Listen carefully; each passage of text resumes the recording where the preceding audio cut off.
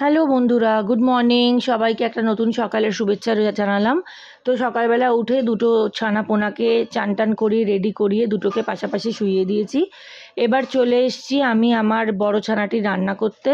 তো আজকে 10 রকমের সবজি নিয়েছি: কুমড়ো, লাউ, গাজর, বরবটি, বিনস, তারপরে রাঙালু, পেঁপে, এরকম 10টা আনাজ নিয়েছি। তারপর পেঁয়াজ ফোড়ন আর জিরে ফোড়ন দিলাম তেলে, একটু টমেটো দিয়ে দিলাম, দিয়ে মুসুর ডালার চাল দিয়ে আর সবজিগুলো দিয়ে নুন, হলুদ, মিষ্টি আর একটু জিরে গুঁড়ো দিয়ে আমি ওর একটা হেলদি খিচুড়ি বানাবো।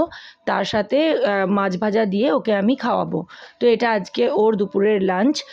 আর আমার রান্না বলতে, আমার বার্থডের দিন আমার যে চিকেনটা হয়েছিল সেটা কিছুটা ফ্রিজে রয়েছে। তো আমি ভাবলাম ওটাই আমি খেয়ে ভাত দিয়ে তুলে দেবো। তো আমি আমার জন্য শুধু ভাত বানিয়ে নেব। তো আজকে ওই জন্য আমার একটু ছুটি ছুটি ভাব। কাল থেকে আবার আমার রান্না শুরু। তো যাই হোক, তো তোমাদের সাথে ভাবলাম এটা আমি শেয়ার করি। আমি একটু নুন দিয়ে দিচ্ছি। আর এই খিচুড়িটা জানো তো ভীষণ টেস্টি হয়। আমার মেয়ে কেন, আমি যখন টেস্ট করি আমারও খেতে খুব ভালো লাগে। তো হলুদ গুঁড়ো আর 1 চামচ জিরে গুঁড়ো দিয়ে দিলাম। আর এর সাথে আমি একটু মানে পরিমাণ মতো, মানে স্বাদ মতো একটু চিনি দিয়ে দেবো। তো একটা টক ঝাল মিষ্টির একটা খুব ভালো একটা কম্বিনেশন হয়।